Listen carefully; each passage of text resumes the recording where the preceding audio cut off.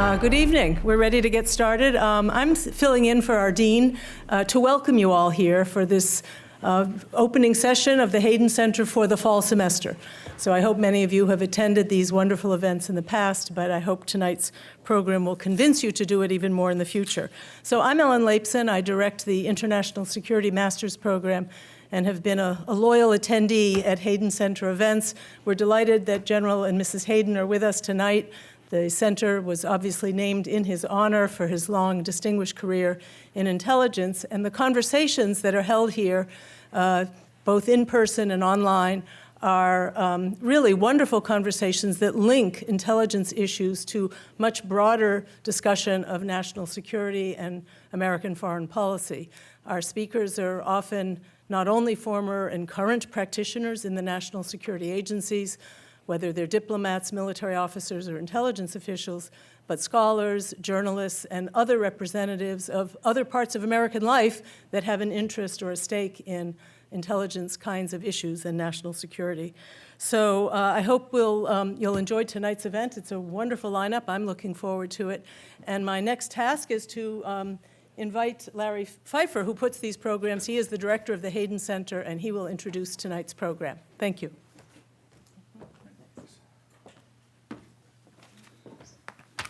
Well, thank you, everybody, for coming out on such a beautiful fall evening. I got a lot of things that you would probably otherwise do.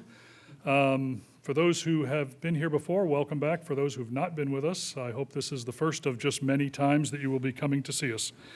So for those of you who are familiar with Tim Weiner and the books he has written, one question that I got from a lot of former colleagues of mine was, hey, wait a minute. Why is the Hayden Center, why is Mike Hayden, former director of CIA and NSA, hosting Tim Weiner? He's that guy that wrote that book back in 2006, 8? 7, called Legacy of Ashes. Now, Legacy of Ashes won the Pulitzer Prize, so it did not win the Pulitzer Prize. National Book Award, thank you. Won the National Book Award, still pretty good. So definitely a book worth your time reading. I will say when General Hayden was director of CIA and the book came out, we were able to purloin an advanced copy of the book from a friendly bookstore. And we went through the book with tooth and comb, and we prepared all kinds of points to push back on things that were said in the book. And then when that was done, I won't tell you what we actually did with the physical copy of the book. But when Tim approached, General Hayden approached me and some of our colleagues as he was working on this book, we saw it as an opportunity, number one, to kind of weigh in on what CIA has been doing over the last 20 years. And the approach Tim took to us seemed very fair and very balanced. And so we worked with him on the book. We've read the book since. I'm going to tell you right now, there are things in the book I disagree with. There are things in the book that I would tell you a different story on. But this is why in this American republic we have journalists, we have authors who can write these books and engender discussion and engender debate. And I hope that's something that we continue to do. So I encourage you, if you have not bought the latest book, there's a table outside on your way out, on your way into the reception. You can get a copy of the book. Tim would be more than happy to sign it for you and talk to you a little more about it in the reception. Ellen mentioned about the Hayden Center. We were established in 2017. We do these speaking events to put a spotlight on intelligence and how it supports or sometimes fails national security policy makers.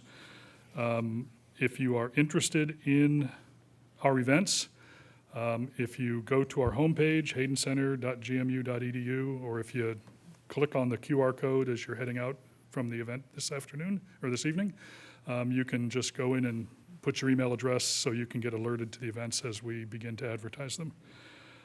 We are going to have time in tonight's event for your questions.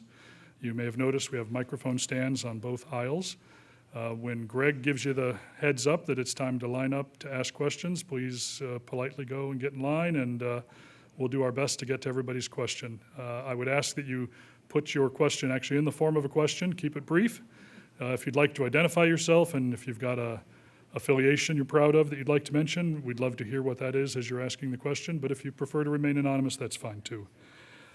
We have a virtual audience tonight as well. There is as many of you online watching this as there are here in the room. You folks who are online, thank you for joining us. We would also encourage you to ask questions. Use the live chat function in YouTube, and I'll be monitoring that, and I'll find time to try to ask some of those questions as well. The Hayden Center's on social media.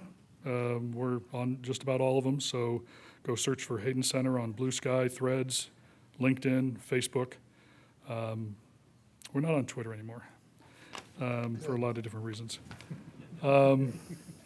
Tim Weiner, welcome. Tim is the author of several books that not only include the two I mentioned that focused on CIA, but he has also examined recent political warfare between the U.S. and Russia. He has looked at the tragedy that was the Richard Nixon presidency.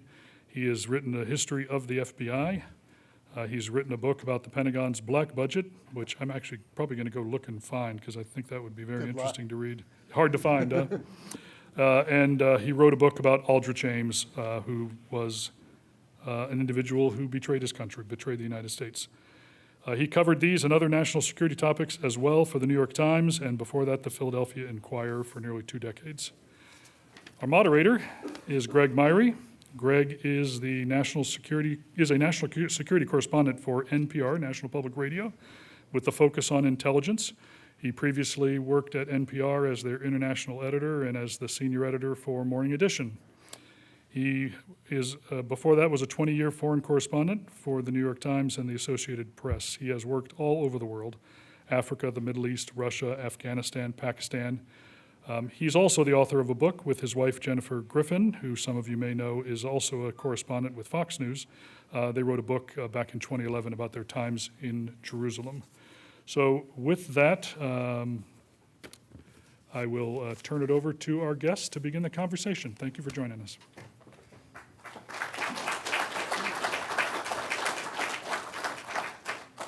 Thank you, Larry. Appreciate that kind welcome. And thank you all for coming here on a lovely fall evening. Tim, we got a lot of ground to cover. Small point. We realized we last met in Jalalabad in November of 2001, days after the Taliban had been driven out of Kabul, and journalists were rushing to get there. So it's been a few years, even though we're sort of crisscrossing in some of the same territory. But Tom, let's go back into the mists of time to start. You first went to the CIA in 1988, I believe, to start what would be, in a sense, your life's work. What was it like? What were your impressions then versus what you see today? So I was just turned 31 years old, and I worked for the Philadelphia Inquirer. And I thought it would be a great idea to go to Afghanistan, which was then under Soviet occupation. The CIA was in the second to last year of a major operation to arm the Mujahideen, the Afghan guerrillas who were fighting the Soviet occupiers of their country. The agency, prodded by Congress, was going to introduce the Stinger anti-aircraft missile, shoulder-fired missile, into the theater of war. And this would be the first time that American weapons were going to be used to kill Soviet airmen, combatants, in what turned out to be the last great battle of the Cold War. So as I was preparing to go, I called up CIA's Office of Public Affairs. And yes, the CIA has always had an Office of Public Affairs. And the gentleman in that job was Pete Ernest, who went on to help run the Spy Museum. So I called Pete up and I said, hello, I'm going to Afghanistan to write about this ginormous covert operation you people are running. And I understand you folks sometimes do country briefings for reporters who are going off to strange places. How about it? And Pete, who's a lovely guy, said, absolutely not. and hung up. And so off I went to Afghanistan, and I got back 4.5 months later. And I hadn't been back at my desk at Washington for more than about a day when the phone rang. Guess who? It's my new best friend from CIA, Pete Ernest. Hey, Tim, he says, how are you? And I said, great. How was your trip? Amazing. And he said, how would you like to come in for that briefing now? And I said, I'd be delighted. I was quite thrilled. So drove out to the woodlands of Langley, Virginia, and I parked in the parking lot, and I walked in the lobby, and on the left-hand wall, as you walk in big letters, is John 8:32, from the Gospel of John, and ye shall know the truth, and the truth will make you free. And at that moment, I was hooked, absolutely hooked. I went up to the 6th floor. There were four officers from the Directorate of Operations, and I had many questions for them, but they had one question for me, which is, what's it like over there in Afghanistan? Because CIA officers, Americans, and journalists in general didn't go to Afghanistan during the Soviet occupation, because God forbid a CIA officer would be captured or killed, you know. And then I went down and looked over my right shoulder this time at the Gospel of John, and I determined I'm going to cover CIA like I used to cover the cops in the courts when I was a cub reporter. And that was 38 years ago. So you're getting off to a good start with the CIA, and then you write this little book, Legacy of Ashes, in 2007. It's worth reading, but I think you can figure out where it's going from the title there. It was Dwight Eisenhower said that, but never mind. So now you're writing. Started this book. Yep. About three years ago, roughly. Correct. Okay. So what kind of reaction are you getting from CIA people when you say, "Hey guys, I want to write another book"? Were you getting rejections, or not? And I believe you say you quoted more than 100 people by name. On the record. It's all on the record. Well, about a year in, I came across the name of Jim Kutsana. Jim worked for the Office of Technical Services, which is normally where, if you're an operations officer, you go to get your spy gear. And as the name suggests, they support operations abroad. And Jim had been given the assignment of creating a secret prison system after 9/11, standing it up, running support, figuring out where were you going to put these institutions. CIA was never created to run prisons. And as General Hayden himself said, the next president wants to waterboard a prisoner better bring his own bucket. But he did what he was assigned to do, and he did it as well as he possibly could. I called him up, cold called him in Concord, New Hampshire, and said, I'd love to come talk to you. And he said, sure. So I drove up to... he had never spoken on the record before, had he? No. And I drove up to Concord, New Hampshire. I got to our assigned meeting place, the Common Man restaurant, and I got there 15 minutes early because that's what you do. And he walked up a couple of minutes later and said, hey, Tim, how are you? And I thought, either this guy is a really talented operations officer, long-standing, or how do you know who I was? And I asked him, he said, from your author photo on Legacy of Ashes, good book.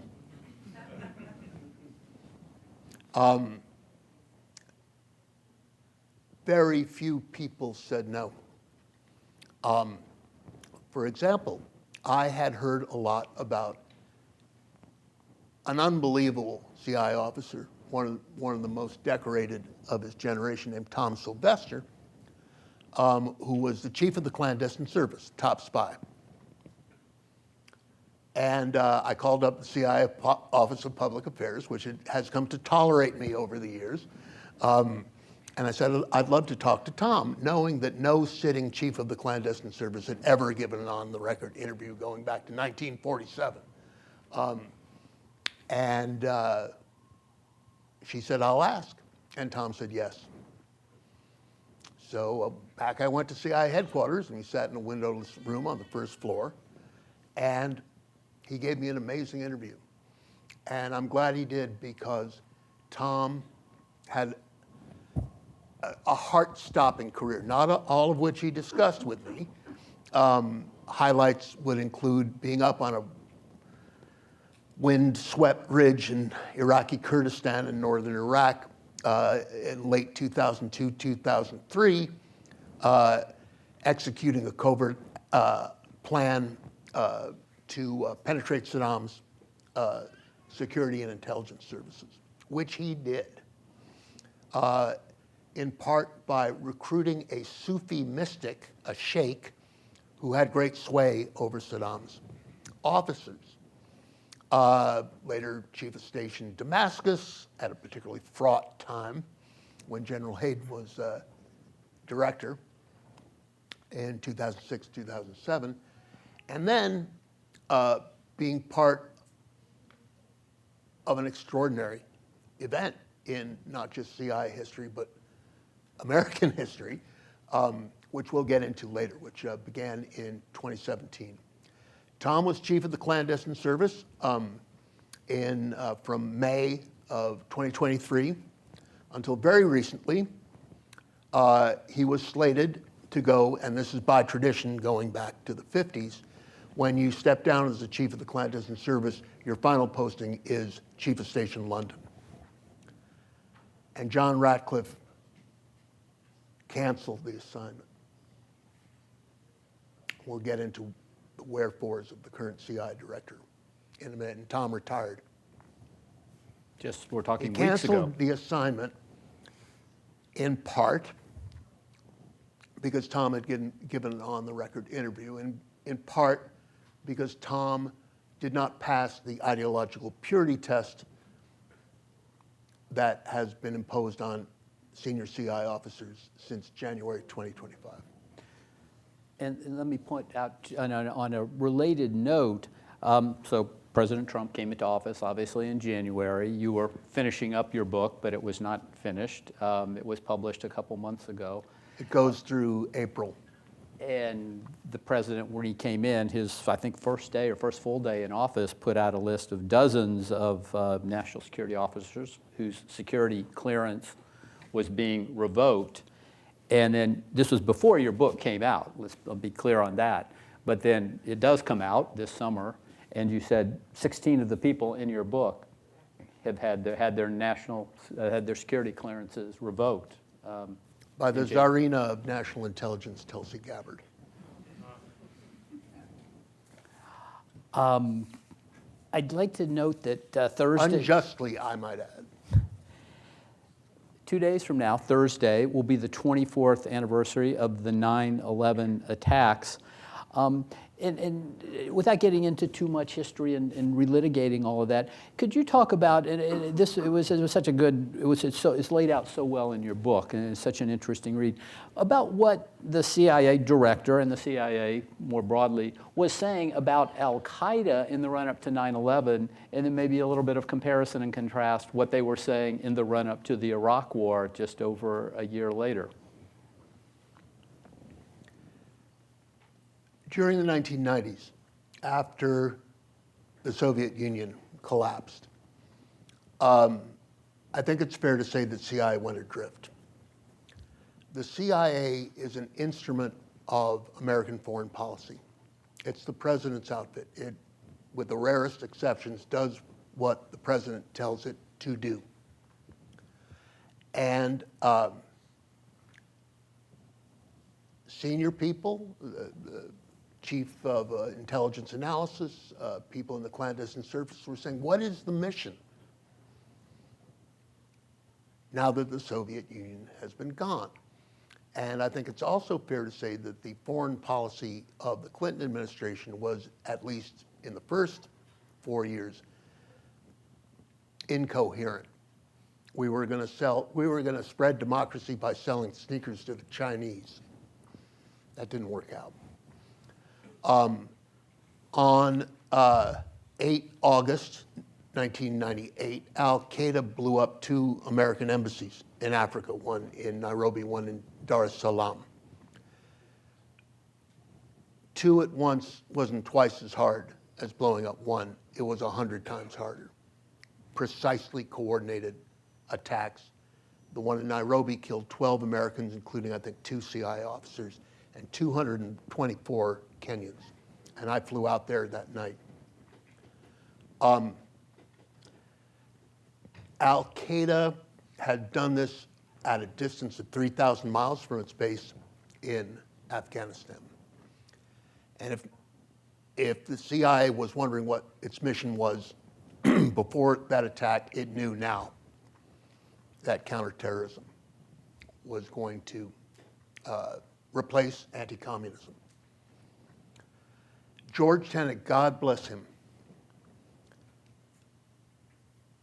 by his own account, he took over he'd been deputy director, then acting director, and then took over in full in 1997. Marvelous guy, beloved at CIA, a backslapper in a city of backstabbers. Used to bounce a basketball down the corridors, CIA, and pop into some GS-11's office and say, "How you doing?" They'd be really startled at that point. But George described CIA at the end of the 20th century as half broke, half broken. His precise words, it was a burning platform. You can imagine an oil rig out in the North Sea that's on fire. And he did his goddamnedest to set it right. He spent the next 3 years between August 98 and September 2001 trying to get 2 presidents of the United States to take this threat seriously. He couldn't do it. And by summer of 2001, CIA knew that al-Qa'ida was going to attack. The time and place, it did not know. And President Bush did not take this seriously at all until he did, after 3,000 Americans lost their lives. This was the first transformation of CIA in the 21st century. CIA was not created to be a lethal paramilitary force, but it had to become one. And Greg and I were both in Afghanistan in the fall of 2001, and you would occasionally see an American walking around. And he wasn't from the State Department.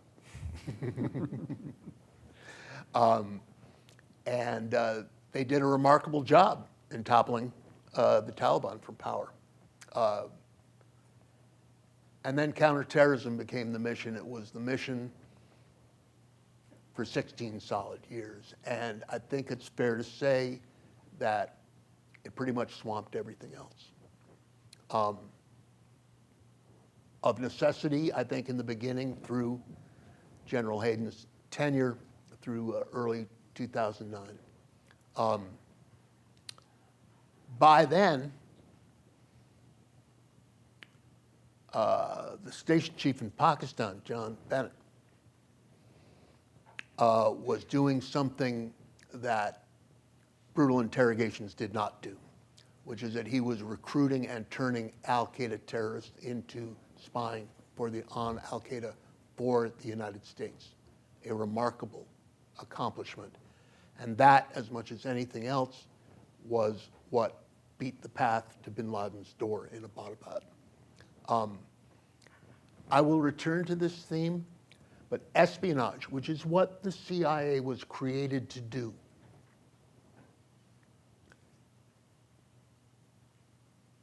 can take down a threat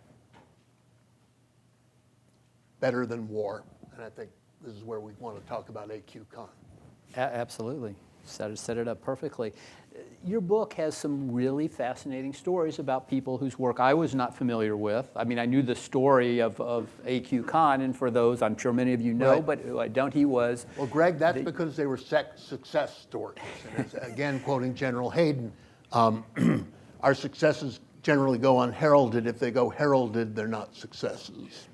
Well, so let's herald one here.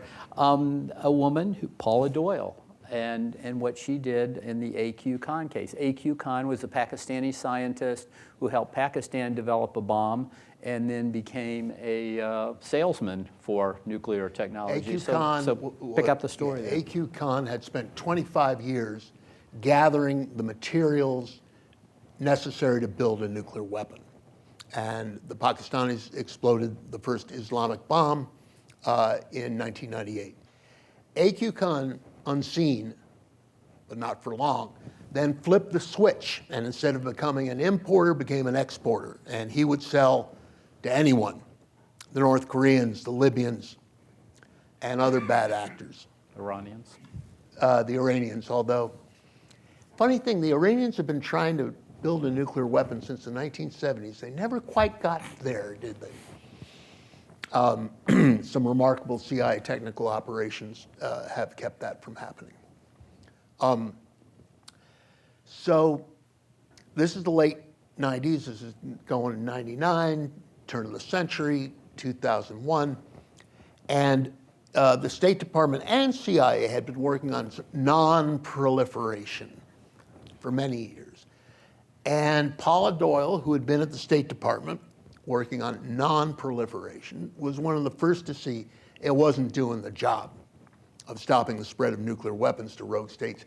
It was time for counter-proliferation. CIA set up a very, very secret unit of about 10 people to work on covert counter-proliferation efforts. And Paula Doyle and her immediate superior, James Mad Dog Lawler. Jim Lawler is not a mad dog, he's a pussycat. And a guy named Robert Gorlick, who'd been a NOC, a non-official cover officer, working without diplomatic cover, remarkable man, basically set up an operation that neutralized AQ-Con and his global efforts to sell nuclear weapons technology to the worst countries in the world. And the way they conceived this is, I think, a great story. So Jim Lawler was attending a lecture at CIA headquarters in the bubble given by Dave Major. You know Dave Major. Dave Major was a legendary FBI officer who had been chasing and generally succeeding at foiling the efforts of Soviet intelligence officers for decades. And Dave Major talked about the Trust. The Trust was the first great operation of the Cheka, the first Soviet intelligence service after the Russian Revolution succeeded. This is 2021, 22.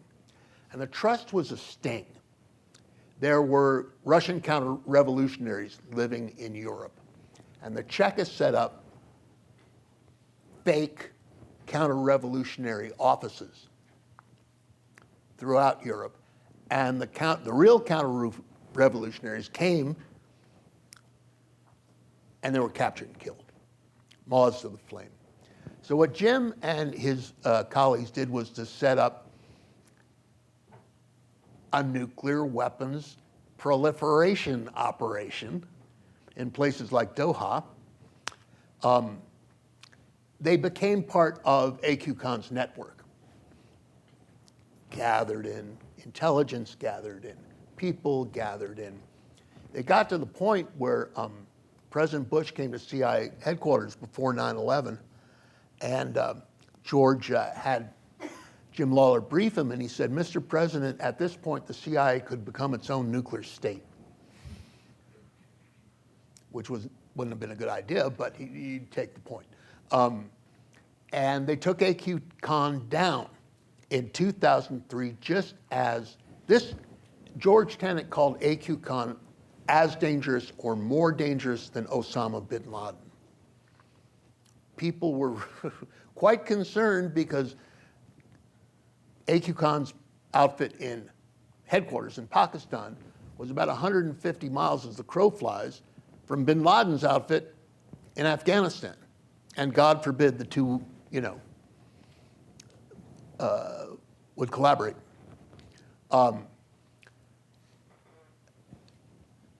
Jim Lawler, Paula Doyle, Robert Gorelick took down an existential threat of weapons of mass destruction, a real one, just as the United States went to war in Iraq to take down a non-existent threat of weapons of mass destruction.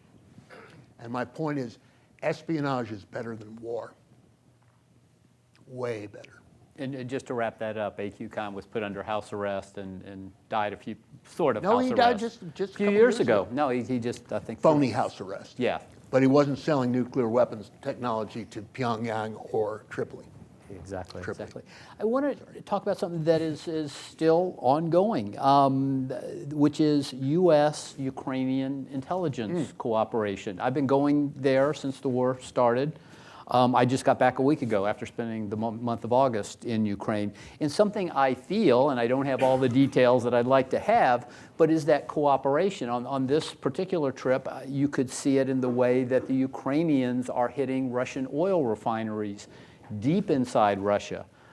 We know there's some levels of cooperation. We don't know on what particular things and where, but you get a sense, you get a feel for that there is a high level of cooperation going. It's not something that started in 2022 when the Russians invaded. Can you walk us back a little bit? How did that start? How did it develop? CIA has been on the ground in Ukraine since 2014 in a major way. Since the Russians seized the Crimean Peninsula and the eastern Donbass. The Ukrainian intelligence services, military and civilian, were riddled with Russian penetrations at the time. And with the guidance of, and there have been several hundred CIA clandestine service officers involved on the ground on this over the years. They purged the Russian penetrations.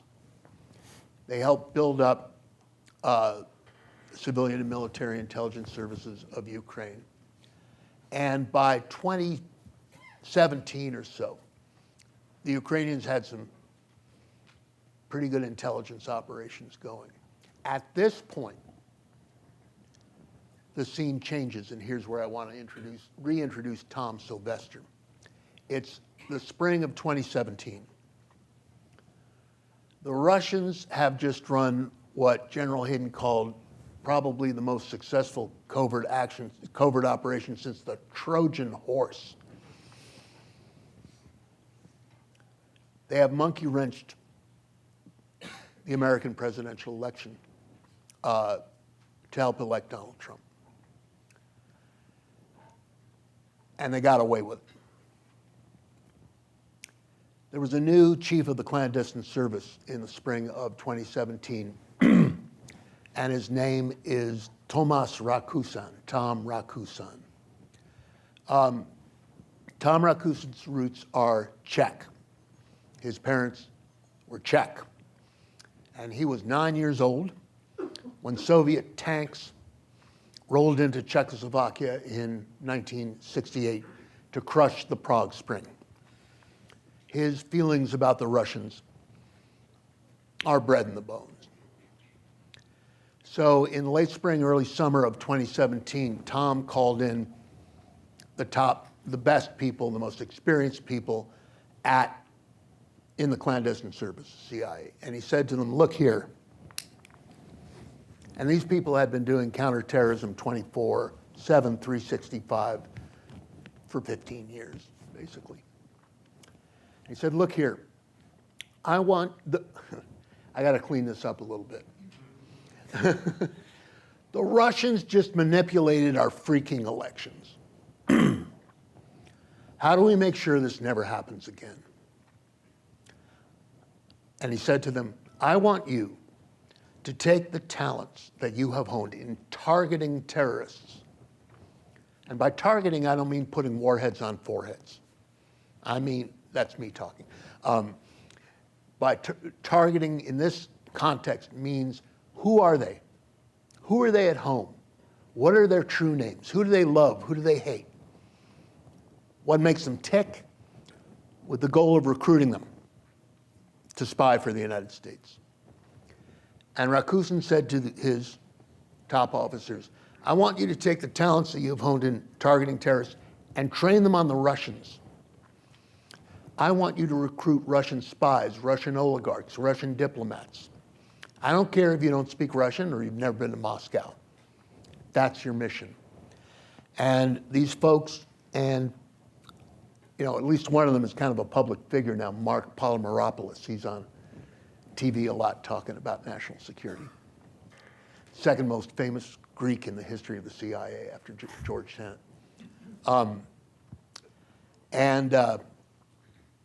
They wrote a manifesto called A Call to Arms. And by God, 4 years later, they had stolen Vladimir Putin's war plans for Ukraine. The CIA had been trying to penetrate the Kremlin since 1947. That was one of its highest goals. And by God, they did.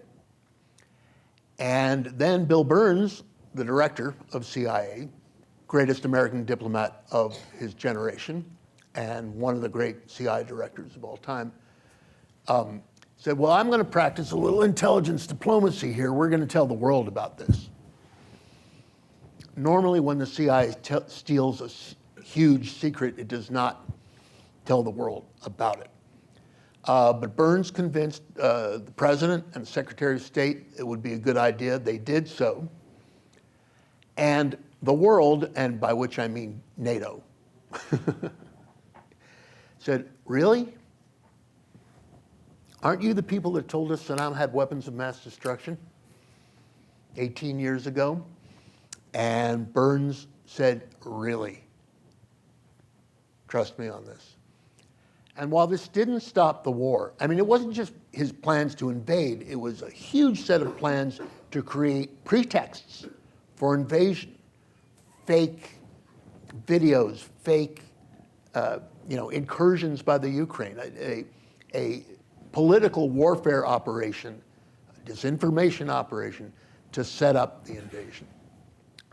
And while CIA telling the world about this didn't stop the invasion, it had an immediate, electrifying, galvanizing effect on NATO.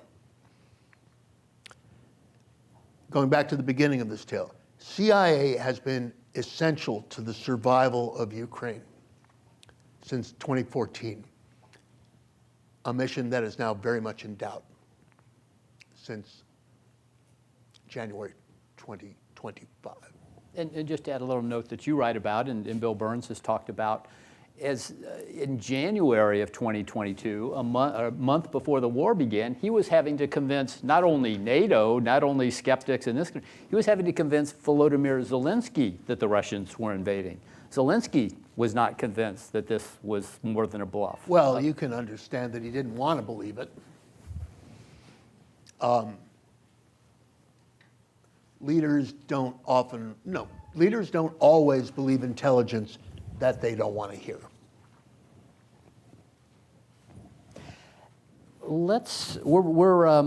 There's so much to get to here, and time is limited. And so a few more minutes of Tim and me talking, and then we're going to open it up to questions. So please get some questions ready. In just a few minutes, we'll start with those. Let's bring us up to the present moment here. Yep. You write about Trump and his the Russia hoax, as he calls it. And you write about going back to the 2016 election, and I believe you say that in the 2016 elections, it was clear the Trump campaign was, actually I'm quoting John Brennan here, but you quote him in the book, that it was clear the Trump campaign was seeking assistance from Russia. You note 38 meetings 272 email or telephone connections between the Russians and the members of the Team Trump and Team Putin. Yeah, take it from there. Please discuss. The President of the United States hates and fears the Central Intelligence Agency because the CIA provided irrefutable evidence that the Russians helped elect him in 2016. In 2020, after his first acquittal, after he was acquitted from his first impeachment for extorting Ukraine, withholding weapons in exchange for demanding dirt on the Bidens, he felt liberated, maybe is the right word. And in 2020, he took steps to find what he considered to be a secret cache of classified documents that were hidden somewhere in the bowels of the Central Intelligence Agency that would acquit him of this charge, or in the bowels of the FBI, anywhere in the intelligence community. And to effectuate this mission, to find this silver bullet, he put a 3-term Texas congressman named John Ratcliffe in as Director of National Intelligence. And then he put as his right-hand man a right-wing podcaster named Kash Patel. Groans came from the audience. And these two acolytes, MAGA acolytes, spent most of 2020 trying to ransack the classified files of the United States government to find this elusive document that would acquit Trump. Ratcliffe, as in his 8 months as Director of National Intelligence in 2020, cut off intelligence reporting on the Russians to Congress, distorted intelligence reporting, and it got so bad that in the fall of 2020, General Hayden put out this tweet about John Ratcliffe, and I quote, "This idiot is abusing his office. The head of the Intelligence Committee should be hands-off politics. This is reprehensible." And he went on to say that if Trump won a second term, the United States, quote, "will be just like Russia or China, a tin pot dictatorship." Now that's intelligence analysis for you. Fast forward to the present day. John Ratcliffe is the head of the CIA. He has distinguished himself in the last 8 months by firing everybody the CIA hired in 2023 and 24, ruining the careers of the most experienced and senior CIA officers, eliminating the CIA's long-standing, like 40-year-old diversity in hiring policies. Why does the CIA have diversity in hiring when it hires for clandestine service well, on the very good supposition that sending an all-white cadre to spy in China or Somalia or Pakistan is terrible tradecraft. And I could go on. I could go on for a long time about what Ratcliffe is doing to CIA, what Tulsi Gabbard is doing at the Directorate of National Intelligence, what Kash Patel is doing in dismantling the National Security and Intelligence Directorates at FBI, and what the Secretary of Defense is doing, God help us all. The consequence... Secretary of War. The Secretary of War. Lethality, not legality. The net effect of having these crackpots and fools in charge of the most important American national security offices is to increase the risk of a catastrophic intelligence failure. And I believe the world and the situation is as dangerous as it was in the months and years leading up to the 9/11 attacks 24 years ago. God help us if the United States were struck again at home or abroad. What do you think the President of the United States would do if that happened? Well, that's a sobering moment to pause. I would encourage people, if you have questions, you can start lining up at microphones on either side here. And while they do that, I will toss one more question to you, Tim. What's going on in your take here? Trump, in his own words, calls it retribution. Is it just retribution, or is there a plan behind it? The last director of CIA, Bill Burns, calls what is happening strategic self-immolation. We're not shooting ourselves in the foot, we're shooting ourselves in the head. Why is Trump doing this?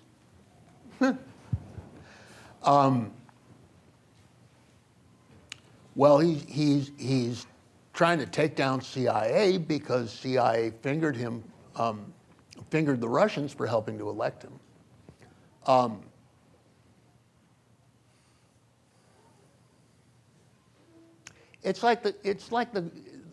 10 years, journalists, diplomats, spies, the American people tortured themselves with the question, is Trump an agent of the Russian Federation? Wrong question. Trump is an ally of the Russian Federation. We've got lots of questions here. Larry, I'm going to start over here. Okay, so I'll start with questions from the YouTube audience to get things rolling here. We have two similar questions from Julia and Amanda on YouTube, and I'll just read them. The first is from Julia, says, what would be your positive vision for what the CIA could be? And secondly, what do you think are the agency's greatest strengths currently, and have these strengths shifted over your career?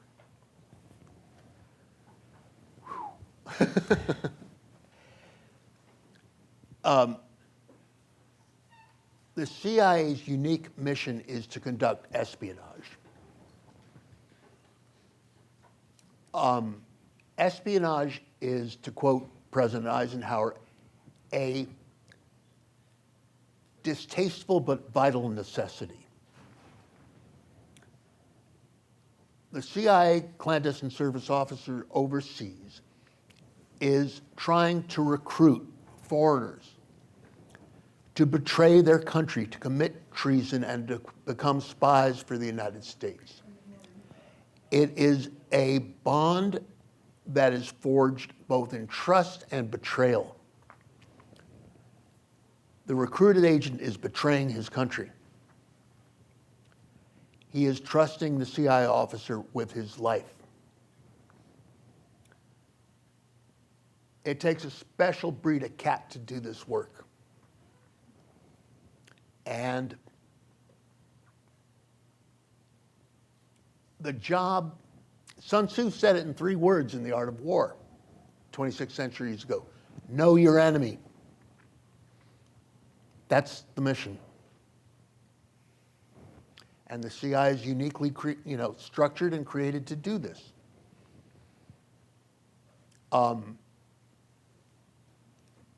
I don't get a lot of, I don't get a lot of response when I call up the CIA's Office of Public Information these days and I ask to talk to serving officers. And you can probably understand why. They're trying to keep their heads down lest they get cut off. You cut off the heads of the best people at CIA, you are asking for trouble. Yes, sir. Hi, Tim. I would just like to say it's an honor. I'm Harris Barker. I'm a freshman at the Schar School. I'm a government and international politics major. And my question is, with your background and knowledge on the intelligence community, do you believe that the things that happened in 2017 are still things that are going on currently in the White House now? Which things? The one about the presidential election, how he was chose. I mean, how he used Russia to help him win the election. Well, that was a Russian, you mean, are the Russians conducting Yes. political warfare against the United States? Does the sun rise in the east?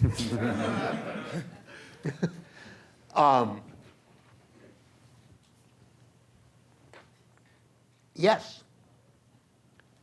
And the danger is that Trump has become an ally in their political warfare. The autocrat, and I'm speaking here of the President of the United States as well as the leader of the Russian Federation. The autocrat wants you to believe that there are no facts and there is no truth, and you should just give up and go play video games.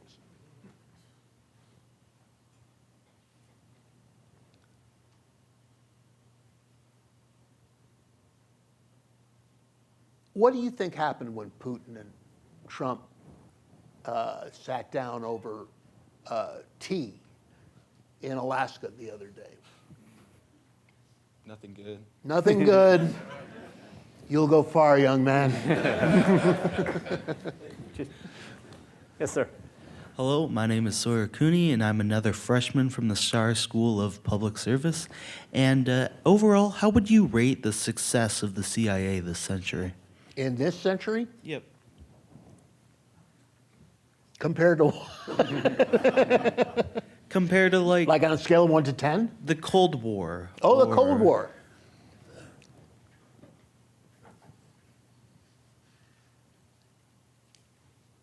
Wow.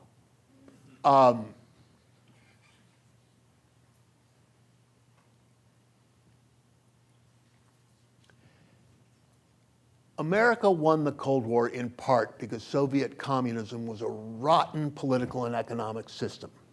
Soviets lost the Cold War. And America won the Cold War in part because for all our flaws, for all the, the things that the CIA gets hammered for to this day, the coups in Guatemala and Iran, spying on Americans under Presidents Johnson and Nixon, for all its flaws, the CIA, in representing America abroad, if you will, we stood for freedom and democracy.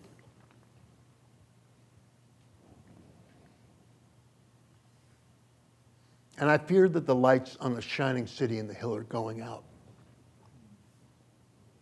And it will be harder to recruit Russians today, to recruit Chinese today, to recruit Iranians today, because you're asking them to share secrets with an intelligence operation whose titular head is Tulsi Gabbard, who is a conspiracy theorist, a Putin acolyte, and a crackpot.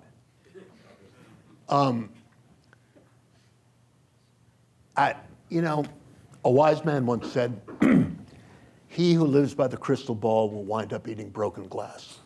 So it's very hard to predict, but we're still standing as a country. We're about to celebrate our 250th anniversary as a representative democracy. We hope. Hi, Tim. It's a pleasure to meet you. Hi. My name is Rithvik. I'm also a freshman at the Starr School of Policy and Government. And my question is, should the CIA participate in overthrowing a foreign government, and should the CIA be meddling in foreign governments?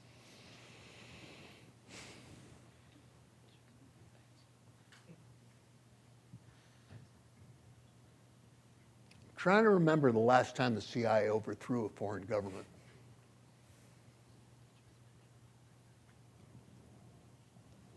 (1954) That was Iran. That didn't turn out well in the long run.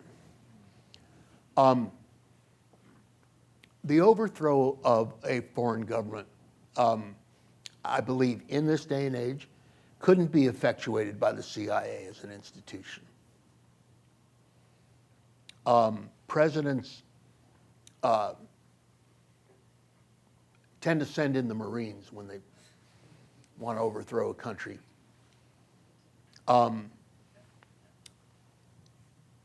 And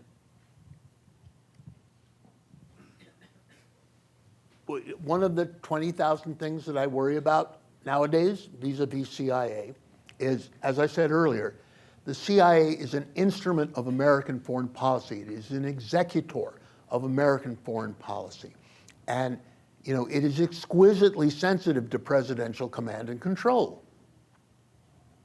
It doesn't dream up things to do.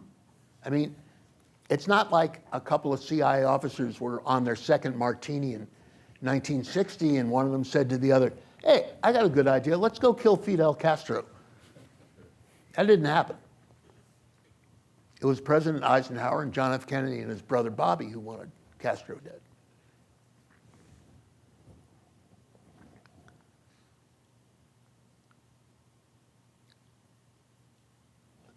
The foreign policy of the United States at this moment, as far as I can tell, would include overthrowing Greenland. To overthrow Greenland, you would have to subvert the government of Denmark, which is Greenland's protector. Denmark is a NATO ally. Would I put it past this president to order the CIA to do that? I would not. Would the CIA do it? I don't know. I made a flip remark about the Secretary of War, Defense, making a remark in the Oval Office the other day saying, we're about lethality, not legality. Well, he's able to do that in part, Hegseth is, because he fired all the JAGs, the Judge Advocates General, and put his personal lawyer in their place.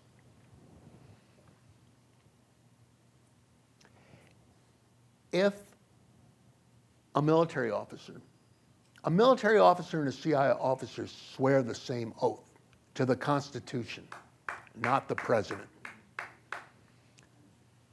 and if they are given an illegal order, and they know it's an illegal order, it would help to have actually a lawyer to tell them it's an illegal order. Their oath requires them to throw down their stars. Do you know what I mean when I say throw down their stars? Not accept the order and disobey it. Take the stars off their epaulette and throw it down. Yeah. It's going to be an interesting 3.5 years, man. Thank you. Yes, sir. Good evening, Mr. Gregg. My name is Tyrell Mitchell. I'm also a freshman at the Schar School in Government and Policy. My question for you is, what is something that you've done since college that has stuck with you, that's allowed you to succeed and get to the position you are That's right in now? college? Did you say? Since college. Oh, since college. Yes. How about before college? We can go before college, Okay. too. Because I became a newspaper reporter as soon as I got out of school.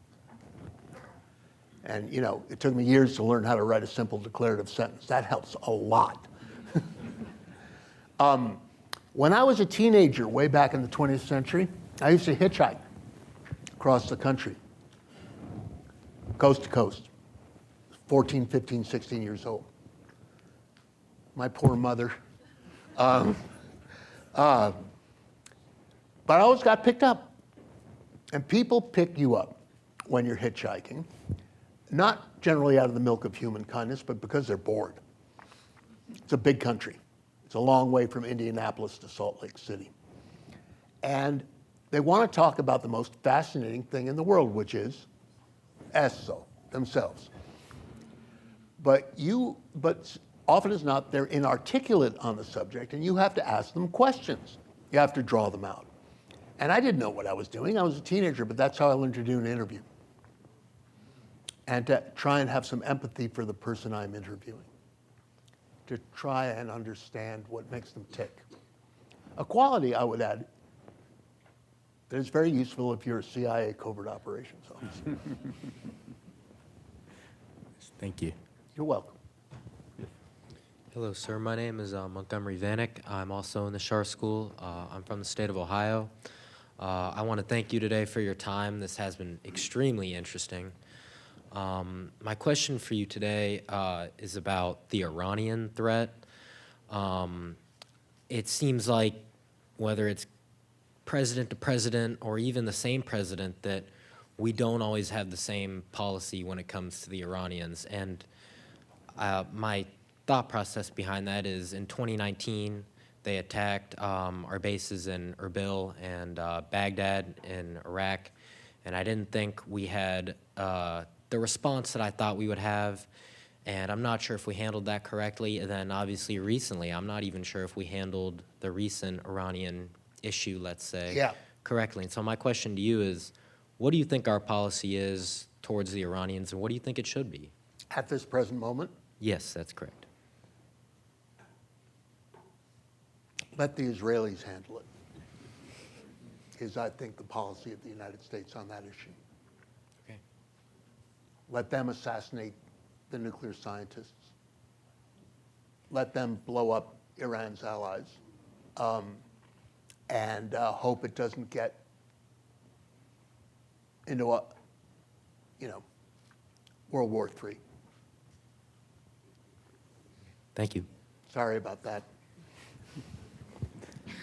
Hi, it's a pleasure to meet both of you. I'm a freshman as a government and international politics major. You were talking about the Russian influence on the 2016 American election. It seems to me like a lot of that was thanks to the sophistication of Russian intelligence regarding, computers and internet systems.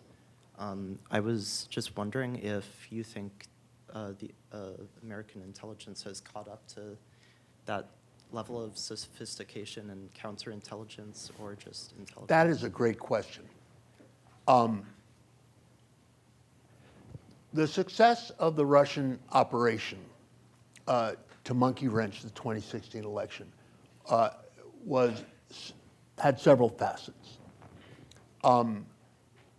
They were able to use Facebook and Twitter to find wedge issues and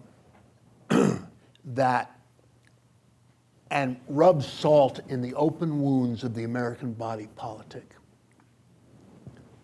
to pit us against each other, with the higher purpose of denigrating Hillary Clinton and elevating Donald Trump.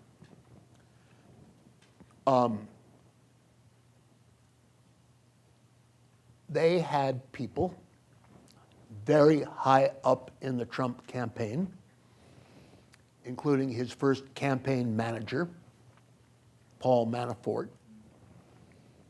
who was, if he wasn't a Russian agent, I'll eat my shoe. His business partner was an actual Russian intelligence officer named Konstantin Kilimnik. Is that right? Kilimnik.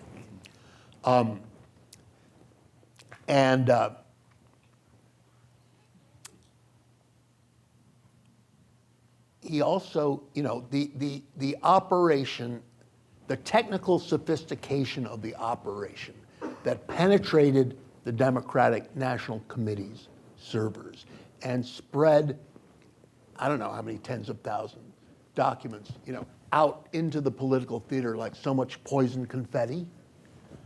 And I must say, I never covered politics. I want to absolve myself for this. The Washington press corps that covered politics was looking at this like a kid looking at fireworks on the 4th of July. Like, wow, man. Without stopping to think, who is doing this? Why is this happening? Right? Don't get me started. But above all, their chosen candidate got up as soon as this was public and said, Russia, if you're listening, and they were listening. Hours later, they had another deep computer penetration of the DNC in the campaign. Without wanting to scare the bejesus out of you, okay? The sophistication of Chinese and Russian cyber operations in particular against the United States is staggering. In 2014, the Chinese penetrated the Office of Personnel Management, that's the, US government HR, right? And it stole the personnel records of 22.5 million people who work for the government of the United States, including everybody who worked in the intelligence community and their security clearance files with, personal data like fingerprints and passport data. They then took those specific files of people who looked like they were intelligence officers, and they cross-indexed it with biometric data that they had stolen from the world's international airports. They shoot your eye, they take pictures of your eyeballs. They gave it all to Alibaba to crunch, which it did in 90 days. And today, ever since, if you are a CIA operations officer newly arrived for a tour in Beijing or Kuala Lumpur or Ouagadougou, often, you're more than likely not to have a Chinese intelligence officer say hi at the luggage carousel and say, "Hey, Joe, how you doing?"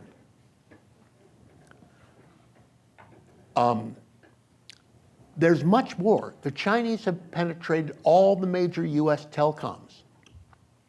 They have an ongoing operation called Salt Typhoon that has sucked up information on every American. Why are they doing this?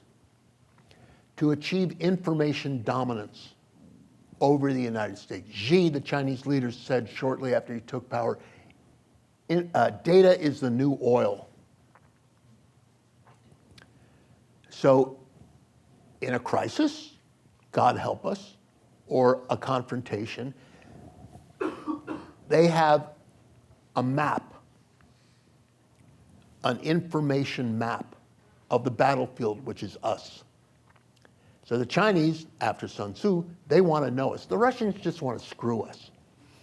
And that is the fundamental difference between their two intelligence services. There's some great questions here. Larry, do you want to? We'll take one more. Okay, we'll take. Oh, take one man, more. really? These are good questions. Come on. Lightning rounds. Lightning rounds. Quick questions, quick answers here. Yeah. Go ahead. Hi there, I'm James. It was wonderful hearing you speak. And so you sort of covered this with the last answer, but I wanted to ask for a little more detail, I guess. You've talked a lot about Russia tonight. And so going forward, having to sort of juggle both the Russian and Chinese state interests and intelligence communities, which I don't want to force you into a decision, I guess, but which would you say is of greater importance to manage? Are the Russians or the Chinese the greater threat? You're asking me? Yeah, going forward. Okay. Going forward decades? Whatever frame makes China. it easiest. Hi, Oswaldo Silva. I'm in the MA in International Security here. Thanks for being here with us and sharing an insightful perspective. You've mentioned the risks to national security posed by a diminished and perhaps demoralized intelligence apparatus, but should we also be concerned about the opposite risk of that apparatus being co-opted to serve an authoritarian project here or into serving illiberal regimes abroad? I will now quote the great songwriter and poet Leonard Cohen. You want it darker? The Supreme Court ruled last year that a president cannot be prosecuted for crimes committed in the ambit of his power in office.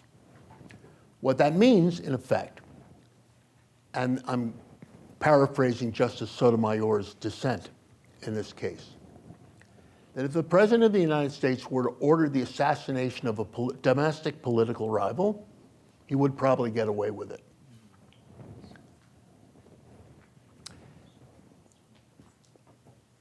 It is an intelligence service under the command of a lawless president is a great danger. Presidents Johnson and Nixon ordered the CIA to spy on Americans. President Reagan ordered the CIA to help sell weapons to the Iranian National Revolutionary Guard, overcharge them 600%, skim the proceeds, and backhand it to the Contras in Central America. And President Bush has been criticized for violating the Geneva Conventions and the laws of God and man in his counterterrorism operations after 9/11. I will go back to something I said earlier. The CIA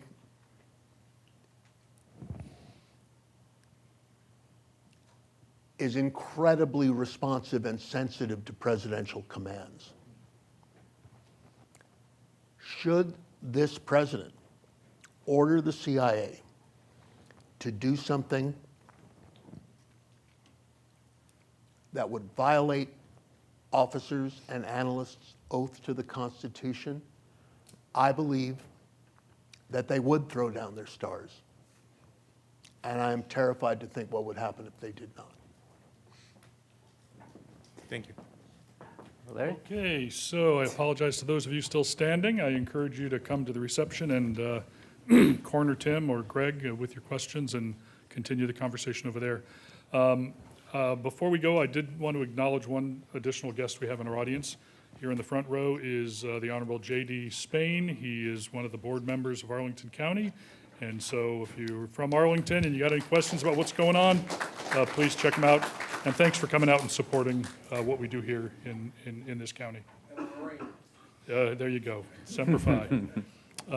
So with that, I want to thank Greg for a great moderation job here. Appreciate it. And I'd like to thank Tim for taking time out of his busy book tour schedule to come and find time to spend with us. The book is available in the hallway as you make your way towards the reception. I think I solved the PayPal problem that some of you may have encountered earlier, so if you weren't able to buy before and you want to swing by and buy again, please do. But PayPal, Venmo, unfortunately, we're just doing electronic payments. We didn't want to really deal with cash. I apologize for that. With that, we've got a reception across the way, free food, free drinks, alcohol costs a little money. Apologies for that, but it's just the nature of academia today. Please join me in a final round of applause for our guests.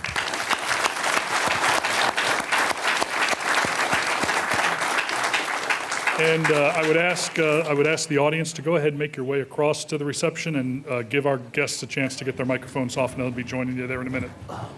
And Tim will be signing his book over there.